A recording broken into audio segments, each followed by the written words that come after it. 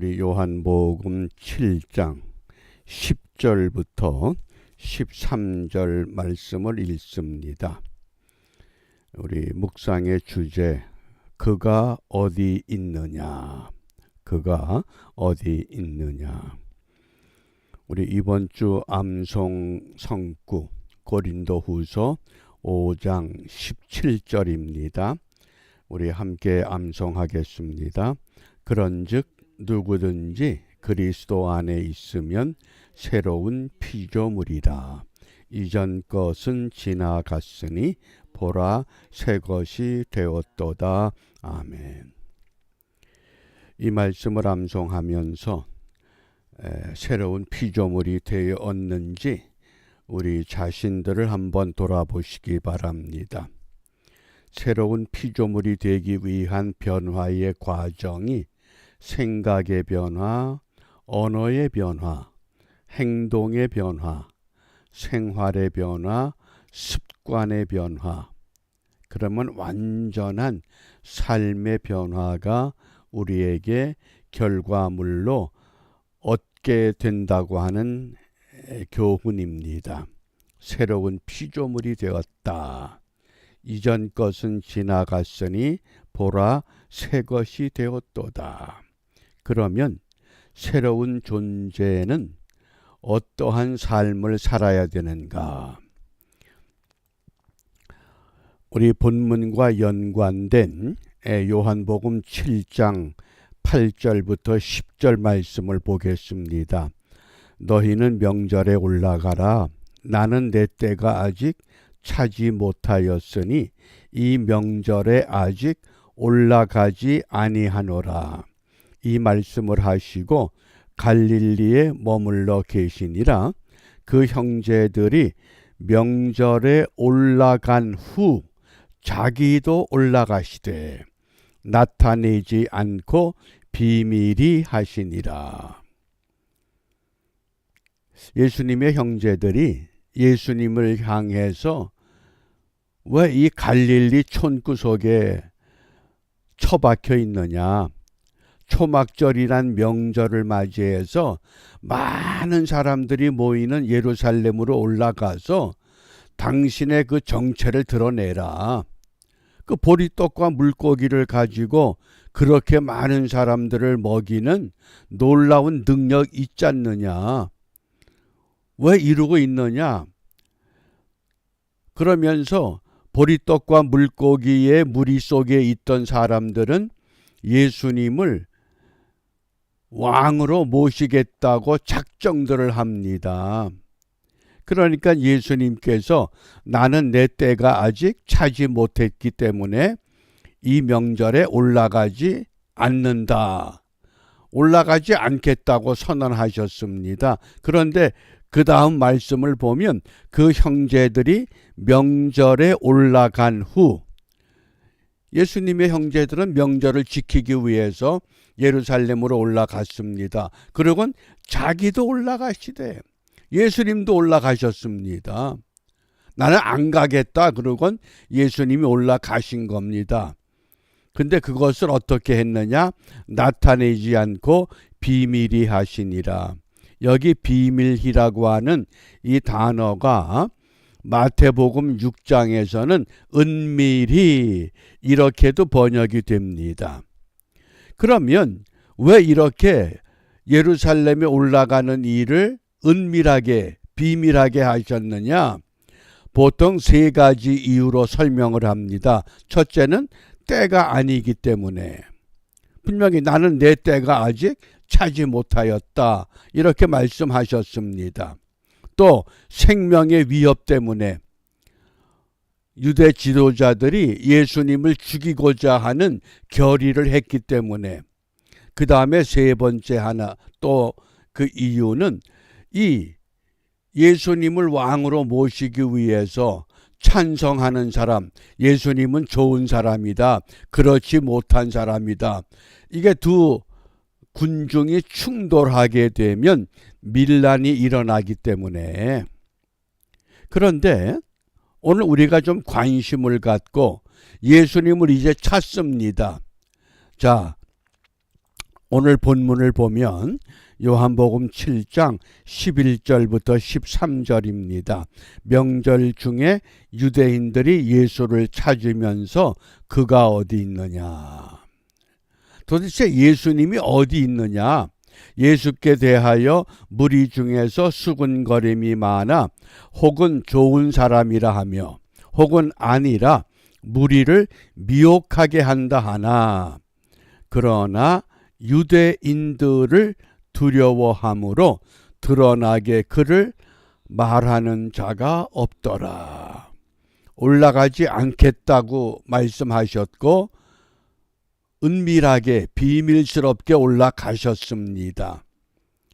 그러니까 사람들이 오병이어의 표적을 일으켰던 그분이 어디 계실까?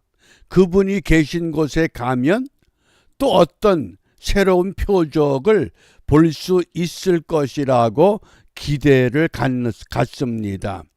또 한쪽에서는 아니야. 그 사람은 무리를 미혹하게 하는 사람이야.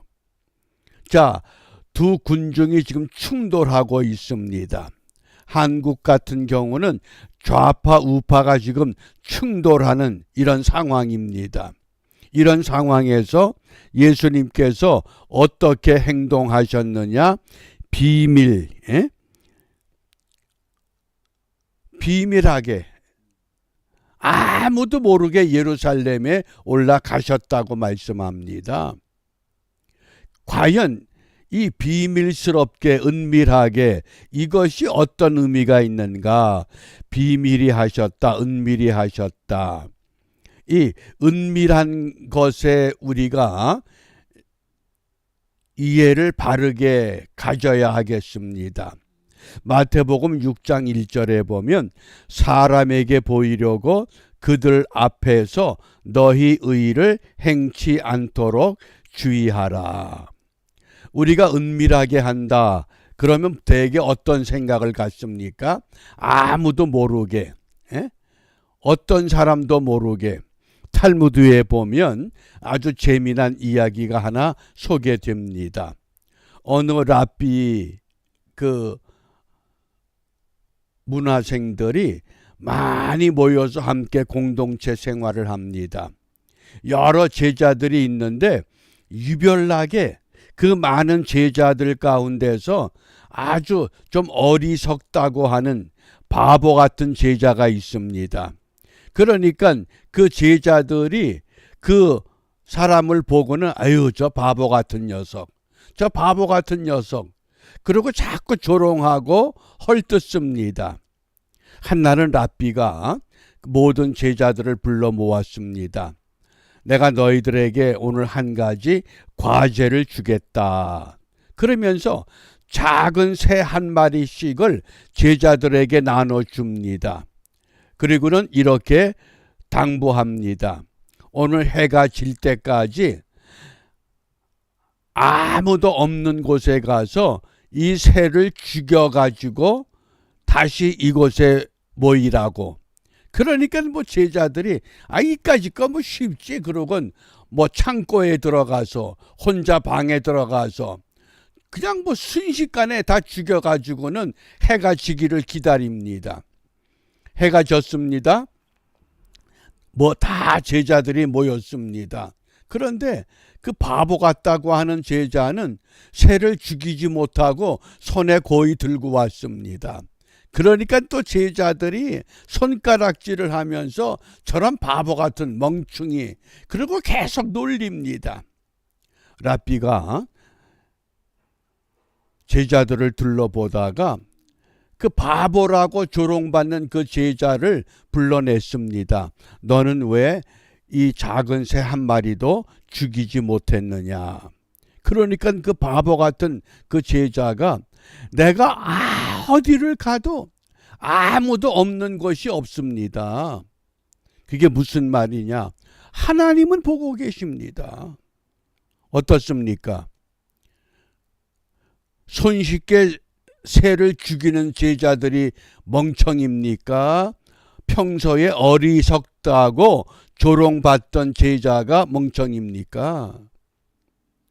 오늘 우리가 은밀하게 한다, 비밀스럽게 한다 그러면 사람 모르게, 사람이 안 보는 것, 여기 마태복음 6장 1절을 잘 보시면 그 답이 있습니다. 사람에게 보이려고.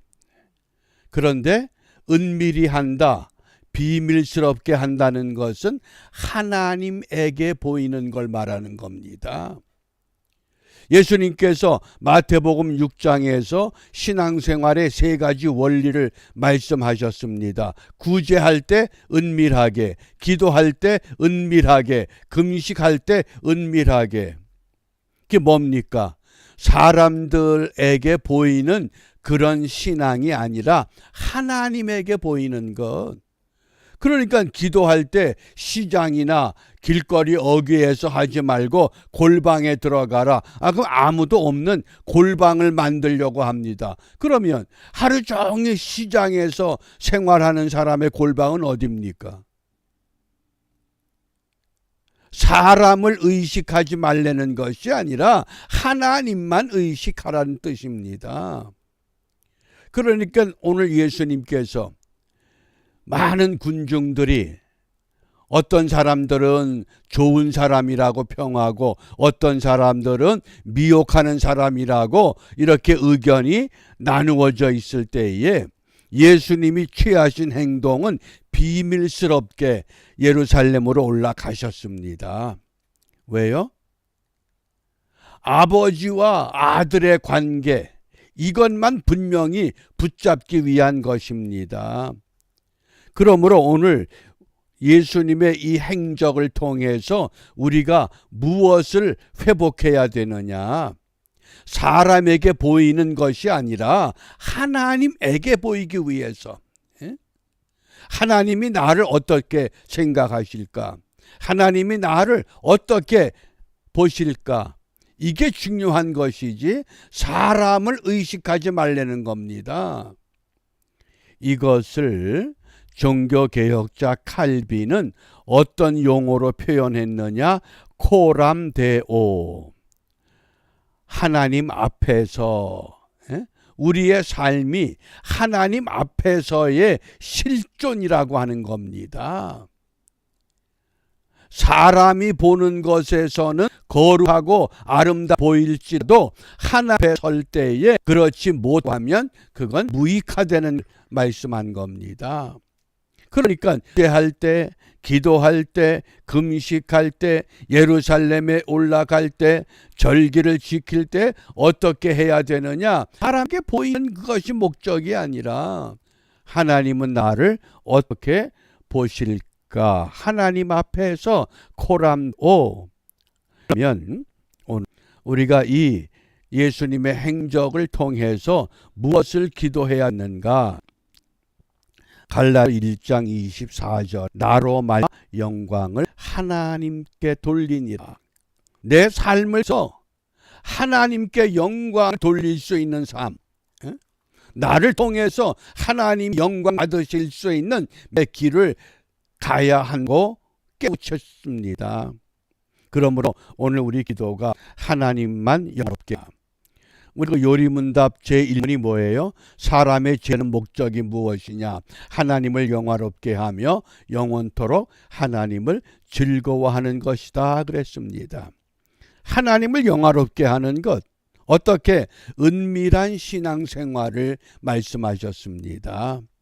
우리가 구제하는 것도, 기도하는 것도, 금식하는 것도, 봉사하는 것도, 예배하는 것도, 모든 신앙생활이 은밀한 가운데서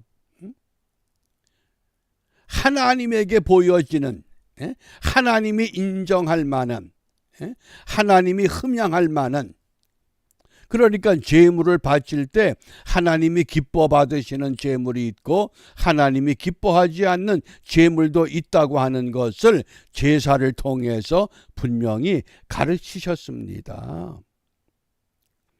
그러므로 오늘 이 하루가 나로 인하여 하나님께 영광이 올려지는 은총의